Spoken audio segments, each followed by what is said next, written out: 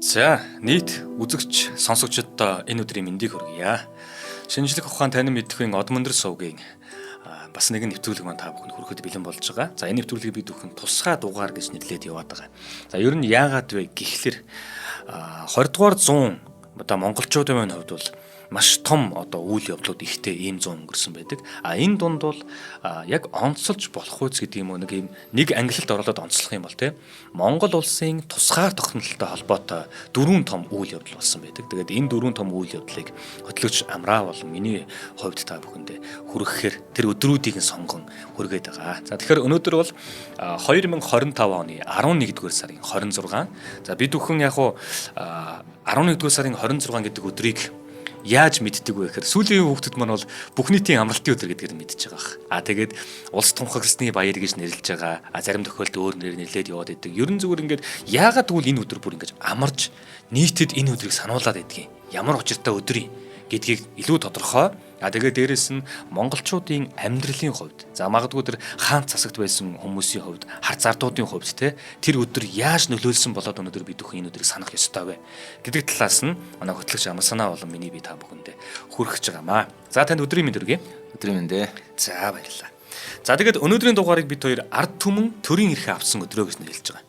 1924 оны анх дугаар үндсэн хуулийн 101 жилийн өнөөдрөөс тохиож байгаа. За тэгэхээр нэгдүгээр хэсгээр бид бүхэн танд юу өргөж чинь гэхээр өнөөдрөөс яг 101 жилийн өмнө бүтэн 100-ны дараа шүү дээ 101 жилийн өмнөх нэг өдрийг дурсъя гэх юм бол 1924 оны 11-р сарын 26-ны үдшийг хамтдаа төсөөлье. За хүйтэн салхи сэлб голын дээгүүр сэвэлцэж богдын шарилд зул ассан тэр шөнө. Төрийн ордноо нийт 77 төлөөлөгч цуглан суусан байлаа. Ардын хурлын анхны их танхимд дүнсийг нэгэн хуулийн эхийг бичгийн төшмөл Дашторжийн нацагд орж 18 настай хүү шүү дээ Нямба гихч нь бичин буулгаж байлаа. Тэрхүү цаасан дээрх үгс агуулга Монголын газар шороон дээр 2000 жил ноёрхож ирсэн хаант засаг ёс төгсгөл болсон зарлаж эгэл ард түмний эрхчлөөний шин эрен үеийн үүдийг нээх гэж байгаа нь. Тэгэхээр тэр үдэш ерхий сайд Балингийн цэрэн доржийн дуу жигдэхэн чимээ гарган анхны үндсэн хуулийн зүйл бүрийг уншиж төлөөлөгчд гар өргөн дэмжжээ. Тэр мөчөд бичмэл дээр бүх Монгол улсыг үүнээс хойш бүгд найрамдах бүрэн эрхэд ард улс гэж нэрлэнэ гэсэн өгүүлбэр сэлэгдэн үлдсэн. За ингээд энд их сонирхолтой үгийг бас Мануш маань хэллээ л дээ. Монголын газар нутаг газар шороон дээр 2000 гаруй жил ноёрхож ирсэн хаант засаг ёс гэж. Засаг ёс гэдэг хоёр үг яг ингээд монгол хэлнийхээ бичгийнхээ агуулгаараа нэг үг байхгүй. За их засаг хууль гэж үдэж штэ. Тийм. Их ёс гэсэн хууль хоёул яг адилхан үг байхгүй. Тэгээ зүгээр нэг нь засаг ясаа гэдэг ялгаад үлдсэн. Тэгээд ёс нэг нь ёс болоод нэг нь засаг болоод үлдсэн гэсэн үг. За ингээд ард гэдэг ард тус гэдэг үгийг нэмсэн тухай тунхаглан зарласан байна. Ингэж яг эндээс эхэлж Монгол улсын үүсгэн байгуулагдсан цагаас нүүдэлчдийн төр тулсын төрийн хэлбэр анх удаа солигдчих. 2000 жил оршин тогтносон гэж байгаа шүү дээ. За дэлхийн талыг байлдан дагуулж 300-ны турш Төв Аз, Европын зүүн Европ дээр ноёрхож явсан монголчууд Төв Аз болон Азад том дэлхийн түүхэнд сэлтлээ нэрээ үлдээсэн улсын ёс засаг нь төрн анх удаага хаан гэдэг язгууртан гэдэг ангиллын буюу нийгмийн давхаргын хүнээ хасж агаад ард түмэн төрийн эзэн боллоо гэдгийг тунхагласан үе. Их сонин давхцлаа байдаг. Агуу байлдан дагуулын үе мүйдээ бол маш том өөрчлөлтийг дэлхийн түүхэнд хувь нэмэр оруулж исэн улс баг энэ Монгол улсын түүхэнд хамгийн бас хүнд үе, эгзэгтэй үе, хинт ч хүлээмжшрэгдгүй байсан тэр үедээ ард түмний болж солигдсон их сонин агуулгатай харагдаж байгаа. Чингис хамгийн Монголын байлдан дагуулын хамгийн оргил үе гэж үтгэх бол мэдээж эзэн Чингис хааны үе түүний ач нарын байлдан дагуулын үе гэл. Тэр үедээ бид нэр том хууль ясыг бас баталж олон тэмд хүргэжсэн бол эргээд хамгийн доод түвшинд очих ч юм уу тэр үед бид нар арт түмэн гэдгийг орой дээрээ заалж эргэж гарч ирж байгаа байхгүй. Ойж ийн гэсэн санаагаас гарч ирж байна гэсэн. За ингээд Энэ одоо үйл явдал яг ямар учиртай болоод ард гэдэг үгийг оруулаад хаан гэдгээ ингээд гассан юм бэ гэхээр 1924 оны одоо 24 оны он хүртэл шүү дээ тий. Монгол улс бол одоо язгуурталтан хаадууд одоо улсыг удирдахжсэн үе гэсэн үг. За ингээд энэ тэгвэл 21 онд ардын хувьсгал ялсан гэж үздэг. Тэгвэл 21-ээс 24 оны хооронд юу болсон юм бэ?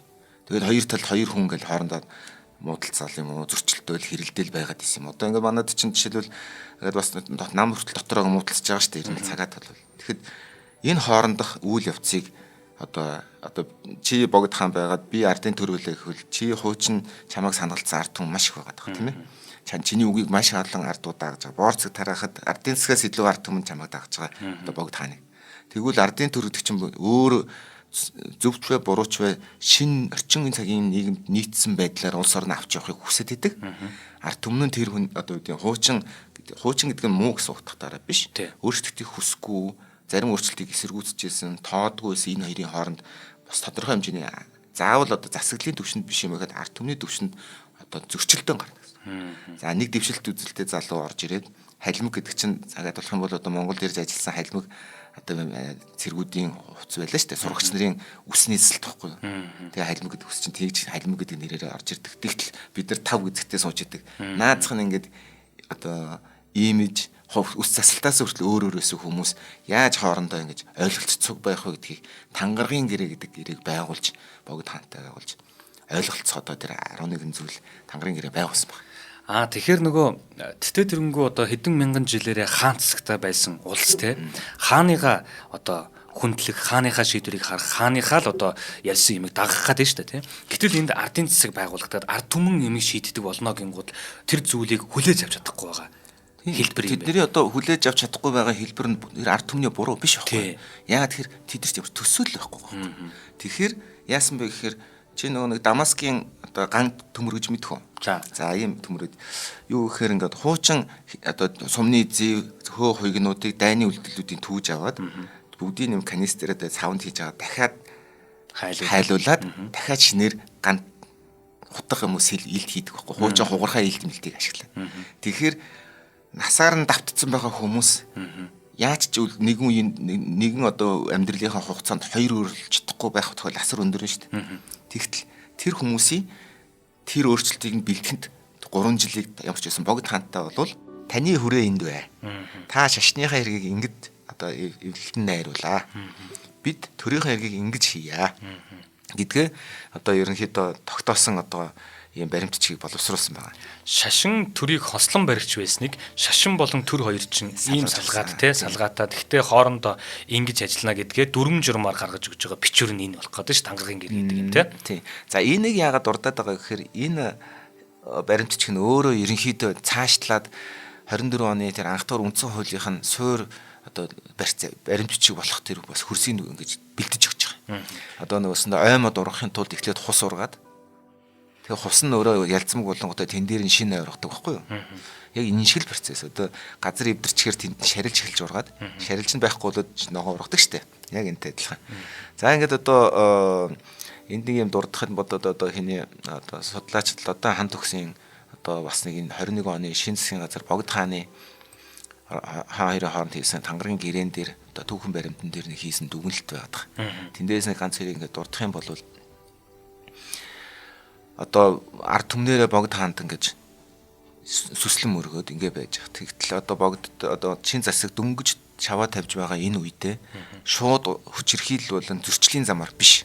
Одоо богд жавсандаа мутагдтай тэрсэлтэхгүйгээр улс төр эрхийг нь дипломат аргаар салгаа авч одоо тийм дээ уран аргаар гэх юм уу муухай одоо өөрийн хит гомдоохгүйгээр ард түмний хит гомдоохгүйгээр салган аваад цаашлаад ерөнхийдөө нөлөөг нь уламар ингээд багасгах те ер нь цаашдаа нилээд яг нарийн ярил цаанаа ч гэсэн бодолтой байсан бох энэ ерөөсө цааш нь тодруулахгүй ч байх гэсэн баг бодол цаанаасаа байсан болов гэж үзэж байгаа байхгүй энэ одоо дараагийн богдыг ингээд одоо богд хаан ардын засгийн хооронд одоо тэр тангаргийн гэрээ гэдэг баримтыг зохион үлдсэн гэж.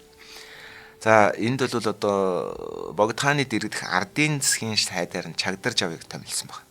Ингээд 22 оны 1-р сарын 25-нд ардын засгийн газраас хамжлагат ёсыг халах шийдвэр гаргаад тэр оныхаа 5-р сард ноёд лам нарыг өөрсдийн хуучин албад амжилгуудаас татвар авахыг хориглосон За энэ чинь ингээд эхлээд гэргээ байгуулж аваад За.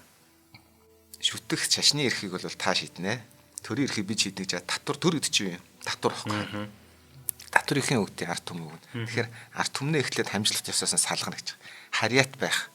Одоо ноёны одоо хошуу ноёны одоо албат байж байгаа шүү дээ. Тэр чинь нутгаас сольж нүүж болдгоо.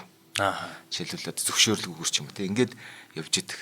За тэгээд тэр хүнийг тэрнээс нь салгаад тэгээд дараа нь төлөвлөе одоо 3 одоо 4 сарын дараа орчмоос татвар ноёддоо төлөхгүй гэж одоо салгаж авсан байна. Хамжлаг гард гэдэг чинь бүр за ингээд нэг гэр бүл хамжлаг гард байлаа нэг ноёны тий. Тэрнээс гарч байгаа хүүхэд нь хүртэл тий албат нь болно шүү. Албат нь болно шүү ноёны албат болно тий. Тэгээд ноёндоо бас татвар төлнө. Амжиргаагаа тэр ноёны мал ахуйг хариулаад залгууллаач гэсэндээ тий. Тий тэгээд одоо ноёны татвар бол ерөнхийдөө үзэмжээрээ шийдэгддэг бас их аюултай татвар шүү дээ. За тэгээд одоо манжин үеийн мөнгө хүлэгч нарт одоо бас хошуу нутгаараа өрөнд орлоо гэдэг чинь ер нь жоохон буруу өдөрдөгцөн одоо жолоодсон ч юм уу шуналтай ч юм уу тийм 6 цангал төстэй энэ засаг байх юм бол тэгэл харьяат албаттайгаа зүгүүрэнд орно л гэсэн санаа явж байгаа. За ингээд нэгдүгürt хамжлаггүй болчих. Ардгүй болчих гэсэн. Тэгэхээр ардуудыг яагаад салгаж яах гэхээр тэр чинь татварын шин засаг тэднээс татвар авахын тулд тэрийг эхлээд өмнөхөөс нь судалж яах гэсэн байхгүй санаа. За ингээд одоо богд хаан болоо бусад язгууртнуудын эрхийг хэмжээг илт багасгасан.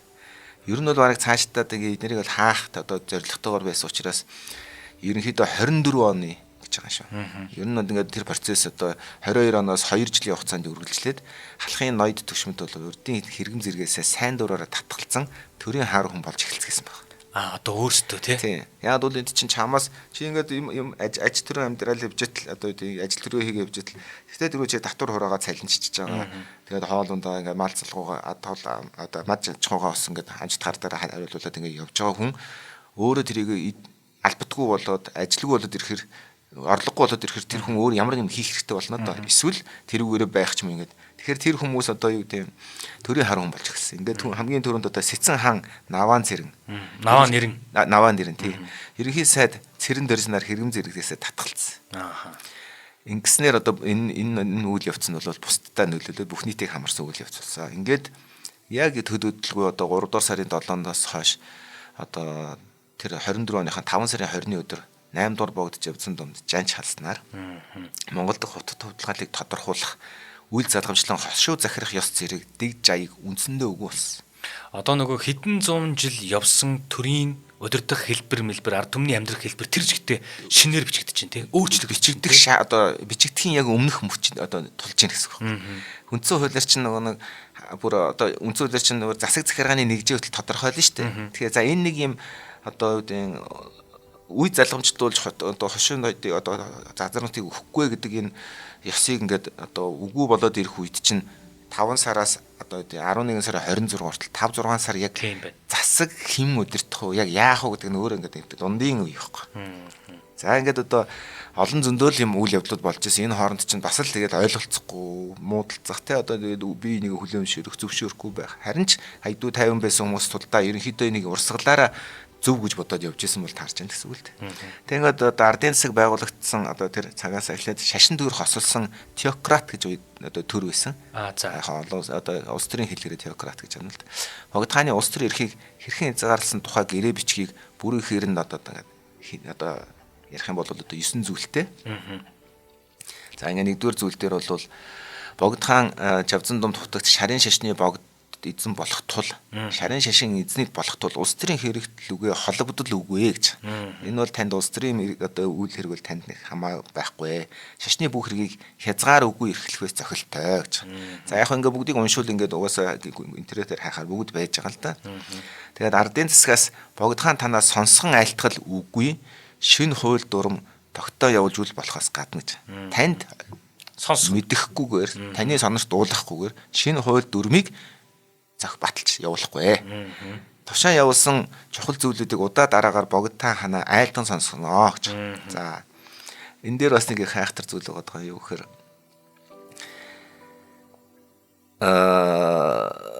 бид танд ингээд одоо хэмжээ засаг нь Монгол ард улсыг үндсийг батлан боловсруулах ба ард түмний ашиг тусыг батлан дэлгэрүүлэх хууль дүрмийг ардын засгийн газраас үүсгэн зарлах үед тэр мөчид Богд хаан танаа сонсон айлтгаж ёсоор явуулах тул энэ мэд хууль дүрмийг Богд хаан танаар үл зөвшөөрөн ба эвдэж үл болмоо гэж. Та гэхдээ тэрийг сонсож мэдэх одоо мэдээлэлтэй байх болохоос биш түүнийг зогсоох үгүйсгэх одоо ирэхгүй гэсэн санааг энэ дээр хэлж байгаа. Гэвч бус чанарын хууль дүрмийг Богд хаан танаа засгийн газраас айлтгахуд мөн Богд хаан танаас нэгэн удаагаас илүү үгүй дахин хэлцүүлэх эрхгүй гэж. Нэг удаа буцааж болно. Тэгээд тэрнээс цааш бол ерөнхийдөө энэ бид өөрсдөө явна шүү. Таны тэрийг хараад хориг тавиад байна шүү дээ. За ер нь бол одоо тэрний чинь одоо үүсгэлэн л гэж үзээд тийм байна. Тэгээ яг энэ нэг одоо юу ч нь бол одоо яг Богд хаантай ингэж харьцсан энэ тангаргийн гэрээний нэлээд их олон амин сүнс бол одоо Монголын ерөнхийлөгчийн нэг Монгол Улсын ерөнхийлөгчийн бас нэг юм институцийн бас тодорхой хэмжээний юунд шингэсэн мэдэх байхгүй одоо тэр үзэл санаанууд нэг юм уу да. Би бинийгээ сонсох хэвээр, зөвшөлдсөх хэвээр, биенийхээ бодлыг чингээх хэвээр. Эн чинь нөгөө нэг яриад байдаг тэр бүгд найрамдах гэдэг засаг байхгүй. Бүгд найрамдахгүй бол бүгд эсрэг байх юм бол яаж бид нийлж яагаад сууж яагаад хамтын шийдвэр гаргах юм бэ гэдэг л санаа ер нь явж байна. За тэгээд одоо шагналыг яа тодорхойлох уу гэх хэмжлэн ингээд иймэрхүү одоо 11 зүйл тийм 9 зүйл тийм тангаргийн гэдэг гэрээгдийг байгуулж авсан байна. За ингээд одоо энэ одоо гэрээ 21-ээс одоо энэ 10 дугаар үндсэн хууль батлагдах хүртэл явсан энэ тангаргийн гэрээ бол одоо яа харахгүй нөгөө нэг 24 оны анх дугаар үндсэн хуулийн суурь бас нь бол тодорхой харагдаж байгаа гэсэн. За ингээд Монгол ардын засгаас дотоодын зэрэг одоо 5 яам ардын намын төв хороо хуудас дагуулan хөргүүлгээд энэ баримт бичиг үндэсний төв архивын сан хөмөрт одоо хадгалж байгаа гэсэн. За тэгээд одоо энэ одоо үндсэн хуулийн за тэгэхээр одоо ямар ч хэлсэн ингээд нэг үндсэн хуулийн тэр нэг 11 сарын 26-ны орой болдог үйл явдлыг ингээд одоо чи түрүүн төрсөлсөн шүү дээ. За тэрний яг наан нэг тэрний одоо үндсэн хуулийг чинь нэг зохионо гэж байгаа шүү дээ. Чинь зүгээр ингээд бодож олсон юмнуудаа жагсааж амаараа ярихгүй. Тэр чинь нэг текст одоо бичвэр болооч тавьчих хэвээр да. Тэнгүүт одоо тэрий чинь үзэл санаагаа эхлээд шингээх хэвээр тийм ээ хилцэх хэвээр гэсэн. Хилцэж яагаад батлна шүү дээ. За манай ардын баг хурлаад ардын хурал чинь одоо үндсэн хуулийг баталсан шүү дээ. Яг тэрнтэй л адилхан процесс бас явж исэн гэсэн. Тэгэхээр одоо 21-ээс 24-ны хооронд бид яг яах вэ гэдэг талаас одоо Монголын сэхэтнүүд төрийн хэлбэрийг тодорхойлох 3 үзэл санааны чиглэл хүчтэй ерөнхийдөө явагдсан. Оюун санаагаа уралдуулсан гэсэн. Энэ маш зөвлөдөө яагаад тэгэхээр зүгээр нэг үзэл бодлыг дагаад одоо 100% явна гэдэг бол энэ өөрөө буруу байхгүй юу? Тэгэхээр ямар ч хэлсэн 3 үзэл санаа 3 замын одоо чиглэл байсан гэж үзэж байгаа байхгүй. За нэгдүгээрт нь үндсэн хуульд хаанцсан. За тэгэхээр Богд хааныг одоо дахиж тодруулаад тийм ээ. Одоо 9-р Богдод тодруулаад одоо хэмжээд ирэхт хаантай үндсэн хуульд одоо засаг байя. Жишээлбэл Английн загвар. Тийм. Одоо шашны тэргүүнтэй улс гэх юм бол өөр тийм цөөхөн л дөө тэгэхээр хаандаа байлгаж байгаа гэсэн санаа. Парламентын бүгд оноод хавсан. Буюу одоо Махсаржав, Цэвэн Жамсрана нарын одоо төвшүүлээд ирсэн үндэсний үзэл. Яг сонгодог парламент засаглалтай одоо бүгд оноод тулс байгуулъя гэдэг. Зөвлөлт холбоот улс комиттерний одоо дэмжлэгтэй одоо нэлээд түлхүү ингэж чиглүүлж цаанаас нь одоо удирдахжсэн зөвлөлтийн маягийн одоо өөрсдийнх нь зөвлөлт холбоот улсын маягийн чиг баримжаатай ардын бүгд оноод тулс гэсэн ийм 3 чиглэл хооронд өрсөлж гисэн. За би одоо ийм баймаар байна, би тийм баймаар байна гэдэг чинь энэ дээрээ тэрэн дээрээ гэдэг маргааш тий. Тэгэхээр чин Богд хааныгаа өргөждүүлэн залаад үндсэн хөлтөд явахад бид буруу юм алга байна штэ гэж үзэх бодол нэг хэсэг байл тий ингээд. За ингээд одоо энэ хэрэл хайгуул 3 жил үргэлжлэх хугацаанд 1922 он жишээлбэл Махсаржав тэргүүлсэн одоо комисс үндсэн хуулийн төслийг боловсруулахдаа Англи, Бельги, Япон зэрэг орны үндсэн хуулийг орчуулан судалж байсан нь капиталист загвар хөөсөн хэмээн үзээд татан болгосон баг тэр хэсэг комиссийг нь. Одоо нэг сайн ингээд ганц их сурулж биш айгүй олон их сурулжаас ингээд гуглдчихсэн гэсэн үг байхгүй. Тийм хаа байсан баруун Европоос те. Японоос хүртэл. Японоос хүртэл Яг шүү. бол Японы загвар биднэрт их сонирхолтой байгаадсан бэхээр эзэн хантай. Тий. Хаан. Тэгсэн мөртлөө Мэйжигийн шинжилэл хийгэнгүүтээ парламентд болцсон. Ерхий сайттай. Тэгэхээр харахад айгүй тийм ойрхон хуулахад амархан хуулиор яваад байгаа байхгүй. Англи ус тийм байгааз тий. Үүний дараа ерөнхий сайд цэрэн дөрж удирдсан шинэ комисс байгуулагдсан 24 онд. Тэр үед комиттерийн төлөөлөгч Тураар Рисулко гэж нөхөр байгаа. Улаанбаатарт ирж. За энэ бол одоо яг зорилготой өрсөн гэсэн. За энэ комментер гэдэг үгийг бас нэг зүгээр хэлээд өгч. Энэ бол коммунист интернационал гэсэн одоо дэлхийн нийтийн хөдөлгөөн. За энэ хөдөлгөөн одоо коммунизмыг экспортлж дэлхийг улаан болгох зорилготой үзэл салтааны хувьд ийм л хөдөлгөөн. Тэгэхээр энэ хүмүүс зөвхөн Орос хүн байх алгагүй. Маш их олон еврей, чех, герман хүмүүс байсан. Энийг бас ойлгоорой. Зөвхөн ингээд нэг юм Орос хүн хийсэн гэж бити бодоорой. Маш их олон бурайдууд ч бас их байсан. Еврейнүүд маш их байсан шүү нэг бас. Тэгэхээр комментэр ингэж авах нь өөрөө юуны хувьд бол үг оноолтын болон нэр томьёонууд маш зүв байгаад байгаа. Одоо тураар Рисулка гэдэг нөхөр одоо Улаанбаатарт ирээд модэж хэрэгэнд бол нууц аженда байгаа штэ. Бодол. Хожим түүнийг илгээсэн загтал Монголын үндсэн хуулийг төслийг миний боловсруулсан загварыг баг бүхэлд нь хүлээн авсан гэж бичсэн байдаг ч. Энд чинь бол цагаад болох юм бол энэ хүн Улаанбаатарт ирээд зөвлөлтийн үндсэн хуулийн загвараар төслийг хянан удирцсан гэж байна. Тэгээ тэрийгээ дараа нь хожим дурсамжтай бичгт илгээсэн загталтай бичгтээ тэгж бичсэн байгааг үзэхэд бол энэ хүн бол зоригтойгоор ирж чиглүүлэн удирцсан бол таарж яана л гэсэн үг. За тэгэхээр саяны тэр дунд чинь Монголын сэхэтнүүдийн дуу хоолой гэжтэй те үндсэрхэг юу гэдэг энэ одоо нөгөө за мэдээж одоо комментэрний ч гэдэг юм уу те дэлхийн нийтийн одоо хувьсгалын хөдөлгөөний үе юм одоо ингээд нөлөөлөх хэрэгтэй болоод ингээд ирсэн байна. Гэхдээ эн чин өөр хөрс байгаа. Хөрс нь ондоо. Ягаад тэгэхээр тэр хэдэн зуун жилийн турш эн чин хаан засагтаа явцсан. Тэгээд сүүлийн тэр нөгөө нэг манчин гүрний нөлөөлөл байх үед жишээлбэл богд шашны тэргүүнийг илүү түлхүү одоо бас хараад үзсэн маш сайн нөлөөлдөг хүн байгаад идэг оюун санааных эцэг байгаад идэг тэгин гутал тэрийгээ ингээд өргөмжилсэн гэх мэтлээ ингээд нэлээд юм өөр хөрс байгаад байгаа учраас тийм тэн дээр чинь хүмүүс саяны таны хэлдгээр ламнар болон ноёдын бүлэг гэдэг юм уу энэ хүмүүс чинь нэг ийм үслийг шингээх гээд байна нөгөө талаас ийм үслийг шингээх гээд байна аль болгоныг нь тунгааж харж чадж байгаа хүмүүс нь тэр яриад байгаа нөгөө сэхэтнүүд байхгүй тэгээ бид нар нөгөө Адр Анер гээд нэвтрүүлэг дээрээ монголчуудын оюун санааны эцэг Жамсрангийн цэвэн гэж энэ хүнийг онцолж ирсэн юм. Тэгэхээр яг тэр нөгөө сэхэтнүүдийн дуу хоолой дотор чинь дөрөв дуртагч штэ Жамсрангийн цэвэн орж ирж байгаа. Яаж юм гэхээр 1924 оны анх дахь үндсэн хуулийг зохиоход олон хүн гар бие оролцсон ч гэсэндэ тэдний дундаас нэгэн сонирхолтой үл мартагдах нэн тод гэрэлтэг дүр бол төр нийгмийн зүтгэлтэн эрдэмтэн соён гэгэрүүлэгч Жамсрангийн цэвэн. За түүхийн архиваас харах юм бол за Жамсрангийн цэвэний хувьд энэ ажлыг хууль бичих гэж хараад байна шүү. Зүгээр хууль бичих юм процесс явуулдаг боловч хууль бичих гэхээс илүү энэ өөрөө Монголын орчин үеийн улс төрийн суурь ухамсарыг цогцлоох гэж ойлгож харж байгаа байхгүй энэ хүн. Тэгээд тэр үед Монгол улстай шашин язгууртны ноёрхол тулгуурласан дундад зууны бүтцээсээ гаргаж байгаа. Дээрээс нь шин төрийн хэлбэрээр тодорхойлох хүндхэн босгон дээр байгаа гэдгийг энэ хүн яг ойлгоод байгаа. Яг цэвэр ойлгоод байгаа. За тэгээд энэ шилжилтийн суурийг зөв тавихын тулд одоо л зөв тавихгүй бол цаашдаа энэ хэдэн зуун жил үргэлжлэх гэдэг энэ маш том өөрчлөлт. Суурин зөв бол оройн суурин хазгаал оройн хэлтгийг гэдэг үү? Тийм ерөөсөө. За тэгсэн чинь энэ чухал энэ нандин үе дээр яаж юм гэхээр суурийг зөв тавихын тулд шинжлэх ухааныг улс төрийн бодит туршлагыг тэгээд үндэсний онцлог гурвыг нэгтгэх шаардлагатай гэж энэ хүн бодож ирсэн байна. За ийм гурван зүйл яг шингэх ёстой. Яг л зөв тавигдах ёстой. Аль нь оролцох ёстой гэдэг. Хүмүүсийн одоо гаргаж ирээд байгаа тэр үндсгүүд бол зөвлөдөө. Гэхдээ бүгд яг тэнцвэртэйгээр шингэх ёстой гэдгийг энэ хүн ойлгоод байгаа байхгүй. Сэхэтнүүд маань. За тэгээд үүнийг гүйцэтгсэн оюуны холболтыг бол энэ хүн тэр дунд хийж байгаа. Альнийх нь нөлөөлөлт хэд их автахгүйгээр. Аль нь байх ёстой. Гэхдээ нөлөөлөлт нь хэд их автахгүйгээр. За ингээд хуучин Монгол бичиг те манж хятад орос хэлтнүүдийг орос хэлнүүдийг нэг төгс эзэмссэн байсан учраас те тухайн үеийн дэлхийд дахин мөржүүлсэн төрийн байгууллагын жишгүүдийг өөрөө судалсан.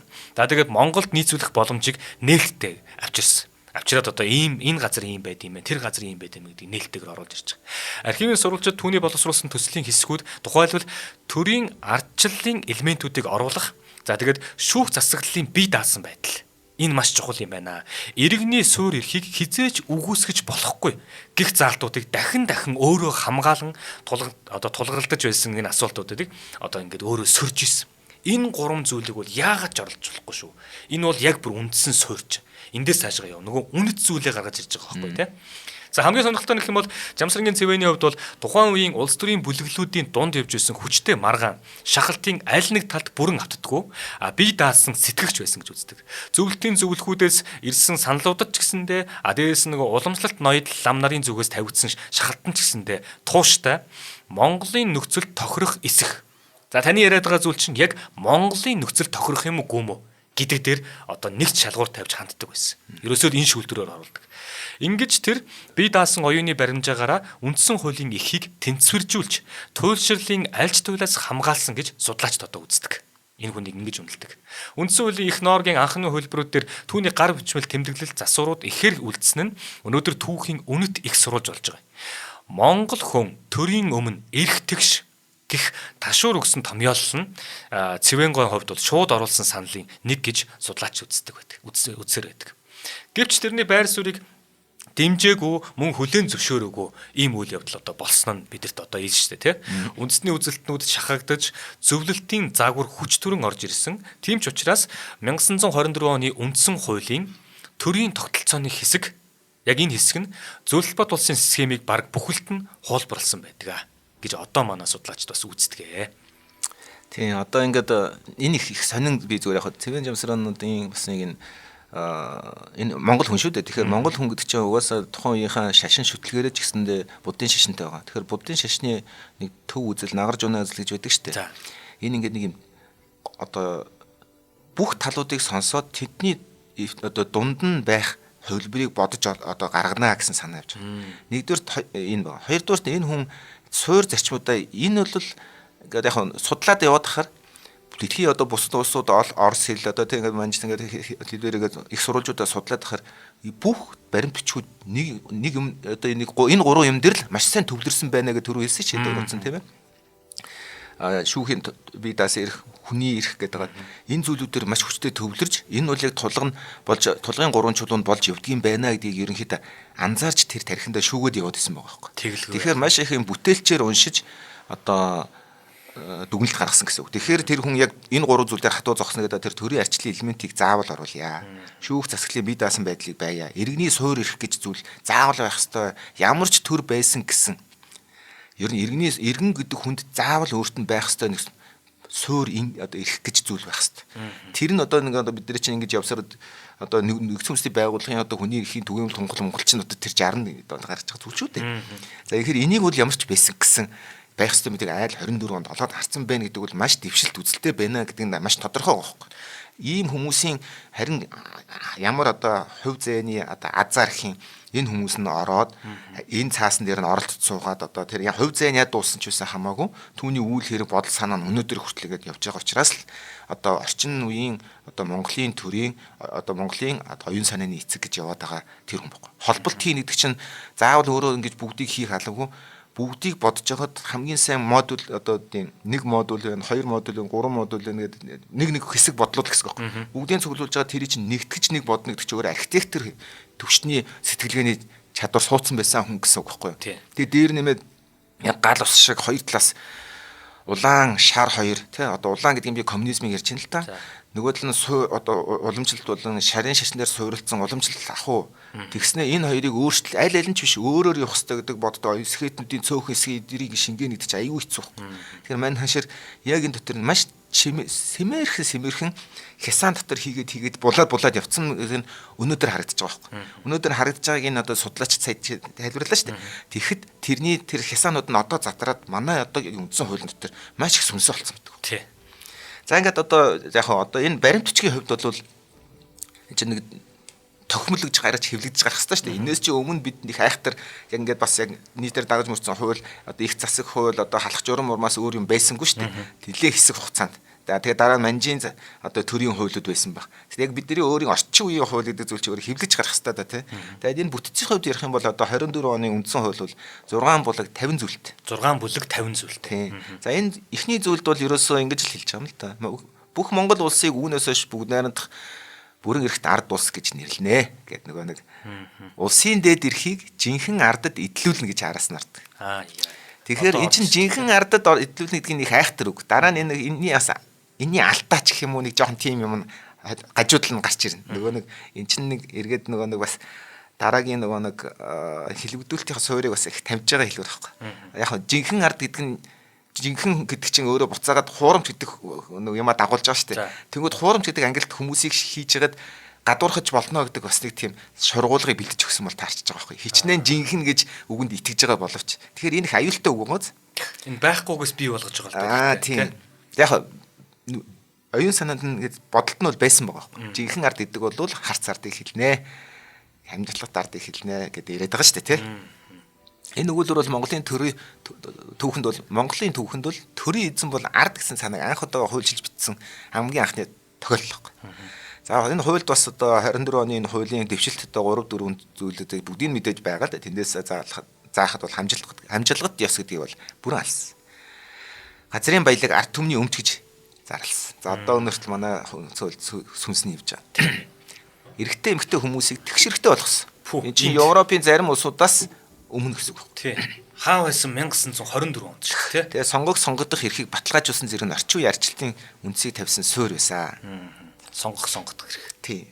Энэ чинь одоо сонгогдох эрх гэдгийг эхэндээ ойлгоогүй арт юм. Тийм учраас яг зүгээр ингээд тэр томьёолоор л авцсан болохоос эн чинь нөгөө нэг сонгогдох хоёр чи аль аль нь төрийн эрх барих хэлбэр байхгүй. Тэгэхээр чамд сонгох эрх өгч гинэ гэдэг чинь чи төр барих эрхтэй байна гэсэн санаа нь энэ парламентын одоо сонгодог агуулгаараа тэгж орж ирж байгаа байхгүй. Чи яс үндэс одоо оюун санаа ирүүл 18 нас хүрсэн бол чи орлого мөнгө угсаа гарал ямар ч ялалгүйгээр санал өгөх эрхтэй гэдэг чинь өөрт нь огж байгаа асар том эрх байхгүй. Энэ хүнийг хүмүүс ойлгохгүйсэн. Тийм байна. Одоо ингээд эн чинь бүр 100 жилийн өмнө 100 жилийн дараах хоёрыг хацуулъя та. 100 жилийн өмнө сонгуул өгнөө. Чи энэ төрд хэн байхыг шийддэг болно гэж штэ тий. Тэгээд эрэгтэй эмэгтэй нь хамаа байхгүй, гарал угсаа хамаа байхгүй. Өөх насны энэ хүмүүс өгдөг болно гэдгийг хэлээд өгчөж шин. Тэнгууд одоо 100 жилийн тэр төв чинь болохоор юу вэ? Би одоо ингээд хамшлаг ард байлаа гэхэд тэр засгийг хэн удирдах яахыг би шийдэхгүй штэ. Би чи нөгөө нэг харц ард учраас тий. Өстөө нөгөө тархи нөгөө гам болтол нь давтцсан хүмүүс чинь итгэж чадахгүй тийм баг итгэхгүй байсан байхгүй. Одоо бол биднийг болохоор эсрэгт нь бүр 100 жилийн дараа гэхэд ямар хувиргалтыг энэ өгүүлбэр ингэж бидэнд өгчөө гэхээр бид нар сонгуулаа өгөхгүй бол хэн удирдах нь те надаас хамааралгүй явчих гэдэг шүү дээ. Би харин сонгуулаа өгчиж саналаар чамааг удирдах шүү гэдгийг энд томьёолж өгсөн байна. Тийм байна те. 100 жилийн өмнө ингэж том өөрчлөлт хийж өгсөн ба шүү дээ те. Энэ чинь бас том зөрөгтэй өөрчлөлт байхгүй. Тийм би нөгөө хэлээд байгаа шүү дээ нөгөө одоо манжийн тэгээд хамжлагт ёс тэгээд одоо саан засгийн үеэс ингээд шашны одоо бас хүлцэнгүй байдлаас ч болоод юм уу те ингээд бас боловсралгүйгээс нь болоод тэр хүний ингээд бүр ингээд тархины ингээд гам болтол ингээд давтцсан бежэтсэн хүмүүсийн тархин дотор тэрэндээ ганы зэвэртэл тэгээд зэврээ тэр ингээд байгальд уустал нь ингээд явах процесс ч их удаан шүү дээ. Тэгтэл тийм том өөрчлөлтүүдийг тэр үед хийж яд хүмүүс ойлгохгүй би миний төрөө эргэж гэж юу яах гэж боддог байсан хүмүүс маш олон байсан байхгүй. Тэглгүй яах. Тэгэхээр тэр хүмүүсийн үрсэд одоо бид нар 100 жилийн дараа би ч одоо санал өгөхгүй байх эрхтэй ч юм уу ингээд санал өгөхгүй зүхтааж явдаг болтлоо бид нар эрх чөлөөтэй болсон явж байгаа юм байна. Тэгэхээр бас нэг юм улсын иргэн байна гэдэг чинь өөрөө эрхгээс гадна үүрэг гэж бидгийг бас ойлгочих уул нь дараа нь надад нэг яагаад ингэж байгаа юм бэ та нар гэдэг нэг төр мөрөө шүүмжлээд гаслаад байдаг хүмүүсийг би зөвөр шүүмжлэх гэдэг бол засаг эрх чинь өөр чинь байгаа шүү. Эрхээ эдлээгүй байжгаад тогтсон засгаа дараа нь битгий гаслаа шүүмжлээ дээ гэдэг чинь ерөөсөө эндээс 100 жилийн дотор аясар том одоо үеийн өөрчлөлт хийгдсэн байна. Тийм байна те. За ингээд нөгөө нэг нийгмийг шинээр байгуулад эхэлж штэ тий. Засагчин ингээд шинээр байгуулагдаад юм тодорхой болоод дүрм журм батлагдаад ингэлээ. Тэгэн гол одоо нөгөө нэг хит хитийн шинжилүүлгийг хийх хэрэгтэй болж байгаа юм л да. Эн чинь бол нэг өсөндөө нөгөө тусгаар тогтносон Монгол улс гэдгийнхаа одоо нэгдэх зүйлийг юм ингээд хийж аваад л штэ тий. Эн чинь өөрсдийн гэсэн үндсэн хуультай байх ёстой юм байна. Одоо тэгээ яа дараад нь ихэд нийслэл нь тий одоо шинжлэхдэх ёстой гэдэг юм уу, нэршил нь өөрчлөгдөх ёстой гэдэг чинь ингээд араас нь хийдэг юм уу. Тэгээ нөгөө бүх нийтийн санал асуулт гэдгийг чинь бүр ихэлх нь энд яваад байгаа штэ тий. Тэгээ эний чинь яг биеэрээ, ам биеэрээ тэр нөгөө нэг амьдралынхаа хугацаагаараа бүгднгээр нь хийж үзээд яваад байгаа байхгүй тий? Зам гаргаж яваад байгаа гэсэн. За тэгэн гол анх тухаар их хурлын хэлэлцүүлэгт хамгийн халуун маргаан болж исэн зүйл бол нийслэлийн нэрийн тухай асуудал. За тэгээд түрүүн хэллээ шүү дээ. Нэг ийм үзэл баримтлалууд ингээд шингээд ороод ирцээ энэ үндсэн хууль дотор маань. За тэгэн гол яг Европын орнууд те яг одоо коммунист гэдэг юм, коминтерн гэдэг ч юм уу те энэ улсуудын хийсэн зүйлүүд гэх юм бол нөгөө ямар нэгэн баатраараа ямар нэгэн одоо жанжныхаа нэрээр сургуулиудыг нэрлэдэг те одоо тэрний нэрмжит сургууль, энэний нэрмжит сургууль гэдэг. За эсвэл хотоо нэрлэдэг. Ленинград, Сталинград гэдэг юу гэдэг чинь те одоо тэний нэрмжит сургууль гэдэгтэй адилхан. Ийм нэршлүүдийг одоо нөгөө нийслэлдээ өгөөд эхэлж ирсэн. За тэгэн гол зарим төлөөлөгч нар болохоор бүр ингэж ирсэн байгаа. Яг тэр хуралд оролж байгаа хүмүүс болохоор. За улсынхаа нийслэлийг Баатар хот гэж нэрлэнэ. Баатар хот. За зарим нь болохоор бүр Ар Бээжин гэж нэрлэх санал гаргаж ирсэн. Энэ бол одоо үнэн л юм чи яах юм те. Одоо ард түмний төлөөллүүд л байж байгаа шүү дээ. Тэгэхээр чин тодорхой хэмжээнд бас Бээжинг шүтэх үзэл байсан бол тарж шүү. Тэгсэн чин нөгөө нэг хэсэг нь болохоор Улаанбаатар буюу тэр нөгөө улаан гэдэг те нэр томьёог оруулах гэдэг чинь нөгөө улаан үүд, Улаанбаатар гэдэг ч юм уу. Одоо бид нар жишээлбэл ингэж мэдэндээ Дорнодод чой болсон гэдэг юм. Сталинград те Ленинград гэдэгтэй адилхан чой болсон. Казахстанд Фрунзе гэж боддог шүү дээ. Тийм Фрунзе. Тэгээ Фрунзе академи ч юм болохоор Москвад байгаа тийм тий гэх мэтлээ. За Фрунзе ч юм болохоор одоо тэр зүгээр мундаг өдөрдөг жанжин л байгаа шүү дээ тий. Тэгэн гутал бид нарт Дорнод аймгийн чой болсон хот. Чой болсныхаа дээр нэрлэж байна. Сэлэнг аймгийн Сүхбаатар хот. А ингэж яг тэр нөгөө юм чи нөлөөлж яваад байгаа шүү. Ингээд Улаанбаатар хэмээх нэрийг дэвшүүлсэн байдаг. Эцэст нь Улаанбаатар дээр тогтсон. Энэ бол хувьсгалт үзэл. Улаан өнгөний бэлэгдэл бүхий улс төрийн шийдвэр байсан. А дээрэс нь үндсэн хуулийн зүйлд улаан туг, улаан өнгөт улсын туг шүү. Улсын туг улаан өнгөтэй байна гэж заасан ч гэсэндээ үүний баталгаа болж байгаа. Тэ? Тэрийг нөгөө юуны тухай ярьж байхад бүх наадын санал асуулгын тухай ярьж байхад тэр 45 оны үндсэн хуулиас өмнө манай туг улаан байгаа шүү дээ. Тэр чинь яг сайн харах юм бол зөвлөлт холбоот улсын бүгд найрамд улсуудын тугтай тугнаас нэлээх одоо юу тийм сүнсээ одоо санаа авсан байна. Хэлбэр загварын хувьд гэсэндээ тийм нэг тийм дизайны хувьд. За ингээд одоо ингээд нэг юм нийгэм байгуул системээс солиод ирэхээр ингээд ирэхээр энэ чинь бол тодорхой хэмжээр газар хөдлөлт тахгүй юу. За манад хизээд нэг газар хөдлсөн бэ. 90 онд шүү дээ арчилсан хувьсгал ихснээр нэг том газар хөдлөж. Тэгвэл энэс өмнө хамгийн том газар хөдлөлт нь энэ байхгүй юу. За тэгэхээр эн чинь юу гэсэн үг гэхээр хүмүүс яаж амьдрах ойлгохоо болж эхэлнэ. Би өмнө нь дандаа одоо юу тий отож маарамд хийжсэн чинь өөр юмдгууд гарч ирэхээр би ажилгүй болдог ч юм ингээл бүх ингээд мэрэгжлийн хүмүүс ингээл өөр болж ирнэ гэсэн үг байхгүй юу. Ажил төрлийн хувьд гэсэн. За тэгсэн чинь газар хөдлөхөөр юу болдог лээ? Гамшиг болно тий тодорхой хэмжээнд. Хохирлоо явуулна. Тэгэхээр за одоо энэ дээр бас нэг хохирлоод байгаа даа. Одоо эхлээд зөрч одоо одоо судлаач одоо түүхч Болдбаатарын одоо хийсэн судалгаагаар 24 оны үндсэн хуулийг гэж хуулийн дор одоо дор хаяж 14 заалт нь шүү дээ бодит хэрэгжилтэн дээрээ зөрчигдсөн байдаг гэж. Судалсан үзэр. Банк хурлын гишүүдийг 30 хүнтэй байхаар анх үндсэн хууль заасан. Заасан ч 34 онд 99 болгож нэмсэн гэж. За банк хурлынхаа юм. Тэгэхээр эн чинь нөгөө нэг үндсэн хуулийн чинь нөгөө нэг ард түмнэр улсын хурлаараа ч юм уу те ингээд нэг өөрчлөх ёстой байтал одоо тэр мэрийг хилцүүлэхгүйгээр шууд өөрсдөө ингээд дураараа солижсэн тохиол байгаа. Тэргүүлэгчдийн тоог 5 байхаар заасан ч 15 болгож өргөтгөжсэн ба. Тэгэхээр үзэмжээрээ шийдчихсэн тохиол байгаа байхгүй. Эн чинь нэгсэндээ яг одоо хууль үндсэн хуулийн тэр засаглалыг ойлгоогүйгийн одоо бас ингээд мэлэрл ингэж харагдчихсан баг. Одоо яг нөгөө газар дээр хөрсөн дээрээ буугаад хэрэгжихтэй яаж юм те. Тэгэд энэ тэр үеийн одоо эргэцэн ухамсар бүрэн төлөвшөөгүй. Үндсэн хуулийг дагаж мөрдөх соёл тогтоогүй байсны тод илэрлэж байгаа. Гэвч хуулийн зөрчлийг үл харгалзан үндсэн хууль Монголын төрийн институцийн тулгуур баг нь гол одоо бос нь бол одоо үнэхээр том давуу тал амжилт нэмаа гэж үзэж байгаа. Бас нэг том одоо за яг ингээд одоо бид нар төрийн институцийн хувьд одоо удирдах байгаа хүмүүс нь хуулиа ойлгоогүй байж болох байх. Одоо соёл бүрдээгүй байж болно. Чи соёл чинь яг ингээд зуршил болох хэрэгтэй байхгүй. Тэгтэл одоо л соёл нь ингээд одоо л хүртэл үндсэн хуулийг тайлбарлаад бас маргалдаал байгаа шүү дээ. Чинь соёл болж байгаа л хэлбэр. Ерөөсөө соёл ингээд нэг тогтохгүй чинь хүний ертөнцтэй холбоотойгоор хүний өөрийнх нь үзэж харсан туулсан шин туршлагатай холбоотойгоор тодорхой хуулиуд өөрөө хөгжиж явах хэрэгтэй байхгүй. Хууль гэдэг чинь хэм хэмжээ. Одоо 10 хүн сууж агаад дундаасаа нэг байн хийдэг зүйлийг л хуульчилж байгаа байхгүй. Ёсүүлээ юм байхад нэг нь өөр байгаа тахаргүй цөмөрөө санал хураагаад ийм баймаар байна ингээгээ санал хураангууд тэр нэг нь тэрийг дааж мөрдөх ёстой л болчихж гэнэ гэсэн үг байхгүй. Тэгээ тэрийг хэм хэмжээ гэж нэрлэдэг. А тэгвэл тэр хүн яагаад тэрийг эсэргүүцээд байгаагаа гэдэг бодлыг сонсоод за тэгвэл чамайг ийм байхыг чи ийм байхад бол болж гинүү гэд ингээд тэр хүн одоо тэр өөрийнхөө байх орон зайг нь үлдээж өгнө гэсэн. Энийг яриад байгаа тэр бүгд найрамдах гэдэг байгаа тэр байхгүй. Бүгд найрамдна гэдэг чинь би тэр найртай сайн байгаа учраас би саналаа өгсөн гэсэн юм. За одоо энэс цаашаа бол цөмөрөө ингээд цаашаа хараад урагшаа хараад явна шүү гэдгийг л тогтоогоод шүү дээ. За ингээд явж байтал одоо энд хохирч гэж гарна тийм ээ. Газар хөдлөхөр чи хүмүүс ингээд амьсаа эд хөрөнгө сүйдээд хүмүүс амь насаа алддаг тийм. Тэрнтэй адилхан одоо энэ бол бас дараагийн хэлмэгдүүлэлтийн нь бас суурьж байж болох үст те одоо лурлан гадуурхлын бас нэг суурийг нь тавьсан байгаад байгаа. Ард ирэх ба ялангуяа дурлалын одоо сүүдрийн хувьд ингээд тэр сүүдэрэнд яг тусыг бол хожим нь бол зөндөө харагдана л да. Гэхдээ 24 оны хуульд жирийн ард түмний эрхийг хамгаална гэж тунхагласан. Тэгш эрхийн ойлголтын хязгаарлалт маш өндөр байсан хэлбэр гэж байгаа. Тийм ээ. Хутагт ван гүн худалдаачин мөн хүлэгчдийг сонгуул эрхээс ассан. Жирийн ард ингээд тодорхойлчих. Хүн бүхэн тэгш эрхтэй байна гэсэн хуулийн үзэл санаагаа өөрөө зөрчсөн баг. Яа тэр эн чинь нэг нийгэм өөрөө хийвгүй. савладаг байхгүй. Яг савлуур шиг.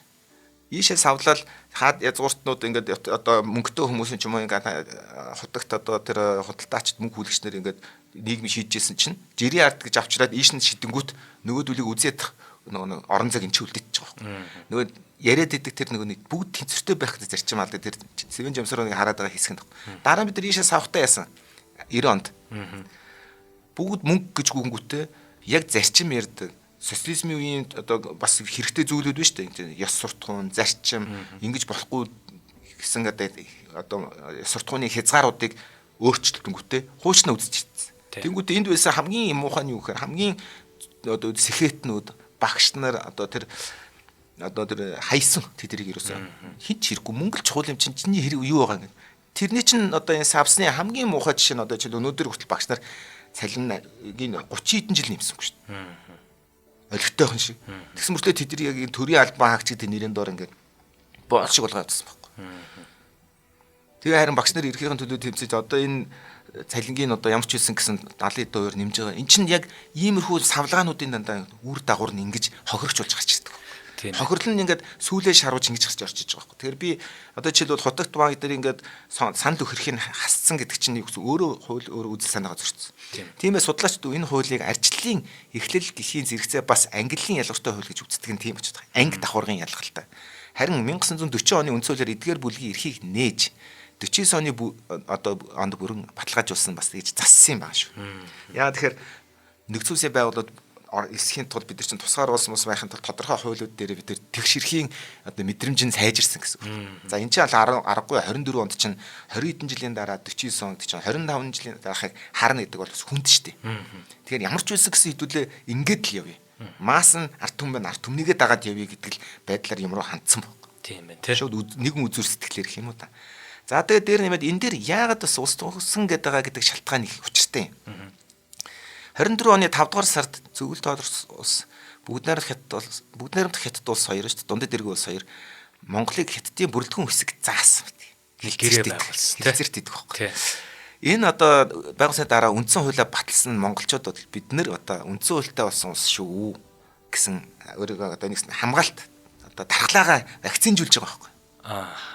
Ямар нэгэн байдлаар бид нар лөө ингээд одоо манай тусгаар төлөв үүсгэхэд бид нар үндсэн хуультай гэх хуультай болцсон. Эцэг баг-багаар вакцина тариал яваад гэсэн хэлбэр байхгүй. Тусгаар улс гэх юм бол үндсэн хуультай байх хэрэгтэй. Тэр бол одоо нэг орцсон байхгүй. За бид нар ингээд нэг хүнээс хамааралтай байхгүй юм байна. Хааны нав аячих юм бол бид нар тэр улсыг эзэлж болно гэдэг бол үгүй ээ. Манай арт төмтэй ярина шүү гэдэг ч юм ингээд үндсэн хуультай болоод ингээд авсан. За энийг бол одоо яг тэр Төвөгч Үлзээбаатар бол энэ үйл явдлыг бол тусгаар тогтнолоо баталгаажуулах дипломат зорилготой акц байсан гэж үзсэн байна. Яг тэ зүгээр өндөө бол яг энэ үед сонирхолтой нь бүгд найрамдах Монгол ард улсын энэ одоо улсаа тунхаглаж байгаа шүү дээ. Бид нар одоо үндсэн хууль дээр бид нар бүгд найрамдах Монгол ард улсгаа зарлж шүү дээ. Тэгсэн чинь тухайд Тува, Төвд гэдэг хоёр улс манай тусгаар төлөвлөлийг хүлээн зөвшөөрсөн байдаг. Хамгийн анх. За Тува бол залгаа байгаа. Төвд бол хаавсан тийм дээ. Тэгээд Төвд рүү бол нэг цааны 8 гэдэг чим юм харилцаа байгаа.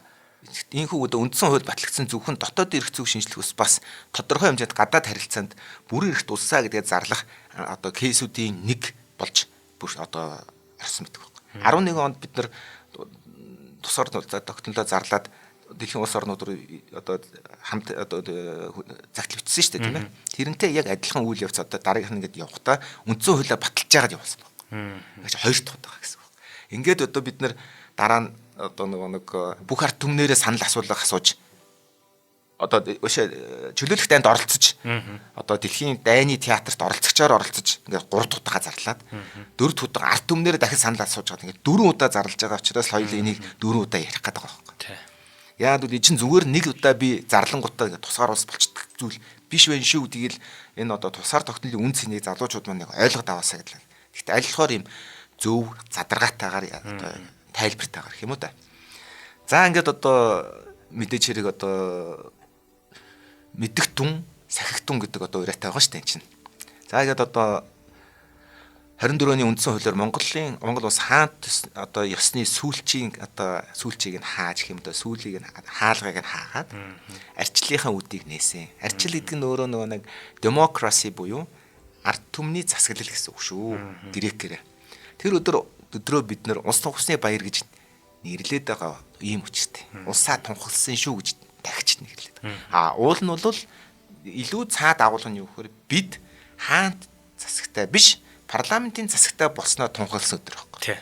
За одоо улсын хурлалтай болоод бүгдээрээ найрамдаж сууж агаад найрамдалт яриа хэлцээгээр оюун бодол санаагаа уралдуулж агаад нэг оюун дүгнэлтэнд хүрээд за бид ийм шүү гэдгээ зарлаа. Тэгэхээр энэний төрөнд юу гэхээр энэ олон хүмүүс нэгэн зүг зүрстгэлтэй байхын тулд бүгдээрээ хамгийн түрүүнд бидний загиж байгаа нэг цэг нь юу? Туурга тусгаар бүгд найрамдсан Монгол авалс байх ёстой юу? Бүгд тийм гэж хэл. Бүх монгол хүнд гэж хэл. За тэгвэл тэрийг дэлхийд дахин зарласан учраас л уус тунхагласан гэдэг агуулга нь илүү хүчтэй ороод ирсэн байгаа шүү. Тэгээд одоо мэдээж хэрэг хууль дээр бол одоо Монголын жинхэнэ ардын эрх чөлөөг илтгэн тунхаглах гэдэг бичигдсэн үг нь өнөөдөр ч гэсэн бас ингээд нөгөө засвар орсон агуулгаараа засагсан ч гэсэн өнөөдөр гэсэн хүчтэй байдаг. Тийм учраас язгуур эрх ашигыг нь хамгаалсан заалт дандаа Монгол улсын үндсэн хуулийн ихэнд орж ирж байгаа шүү дээ. За ингээд 101 жилийн дараа энэ хууль гэдэг зүйлийг одоо ингээд харах юм бол хууль гэдэг бол амьд байгааз. Сүнс нь оршиж байгааз. Цагийн салхинд бид яаж явах уу, юу хийж үлдэх үү, яадаг ч байсан гэсэн бид нийгэм байгуулалт солисон ч байсан гэсэн юуг өөрчлөхгүй байх үдэг дархлааг яг ингэж вакцинзуулж явсан баг. Энийг л ерөөс аюул сайн ойлгох хэрэгтэй. Тэгэхээр өнөөдөр бодож байгаа тэр 24 оны үйл явцыг бид нөр өнөөдрийн үйл явц руу ингээд тусгаад нэг харах юм бол өнөөдөр болж байгаа үйл явдлууд ч гэсэн бүгд дандаа амьд байна гэсэн үг. Сайн муу вэ нүү, шүүмжилж гин үү, шүүмжүүлэхгүй нүү, шүүмжилж байгаа тусмаа сайн гэсэн. Ерөөсөө энд ерөөсөө уралж бохомж болохгүй. Харин тэрийг зүгээр харин бүгд оролцохгүйгээр яг хийж чаддаг хүмүүс нь хийгээд явдаг, тэрэнд нь саналаа өгдөг байхад л ер нь бол уул нийгэм байгууллагын явдал зүг байдаг. Бүх юмд ингээ хяналт тавьж оролцсон гэдэг чинь өөрөө хуулийг болон үндсэн хуулийг эрүүл байлгахад хамгийн чухал үр гэдэг. За тэгээд одоо энэ үндсэн тусгаар тогтнолын үндэс хэвээр орсож байгаа энэ зүйл дээр бүгд найрамдах улс гэдэг бол хүний эрх чөлөөг хүлээн зөвшөөрч нийгмийн шударга ёсонд итгэдэг төрийн хэлбэр юм а гэж байгаа байхгүй. За үүнийг бол одоо ерхий сайд Балингийн цэрэнд орж яваад 1924 онд хэлсэн байх нь байна тий.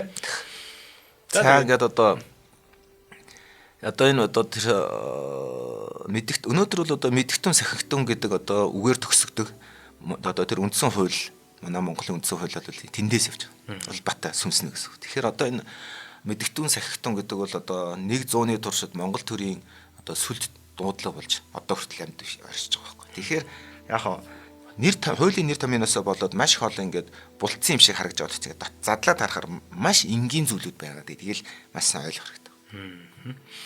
За ингээд шинжлэх ухаан танин мэдхийн од мөндөс сувгийн маань та бүхэндээ бэлтгэн хүргэдэг тусгай дугаар маань өнөөдрийн дугаар дээр 11-р сарын 26 гэж энэ өдөр яагаад одоо хүртэл монголчууд те энэ өдрийг дулсан санаад бүх нийтээрээ амралтын өдөр болгоод тэгээ энэ өдрийн учир холбогдлыг ингэж одоо шинээр гарч иж байгаа залуу үедээ ч юм үр хөвгтэй ч юм уу бид нар ч гэсэндээ байнгын жил болгон ингэ санаа тусаад байдаг вэ гэдгийн учир нь өнөөдөр ингэ тайлагдчихж байгаа юм те бид нар яг юуг яаж шинжилсэн тэр дунд юу болсон яасан тэгээд тэр зүйлийг бичиж үлдээж байгаа хийж байгаа анхны тэр хүмүүс маань юуг бидэнд үлдээх гэж өнөөдөр ингэсэн тэр зүйл нь 100 жилийн дараа одоо яг ямар байгаа вэ бидний амьдралд үйлчлээ явж байна. Тэр хүний оюун санаа бидний амьдралын хэв хэмжээг одоо зохицуулаад явж байна.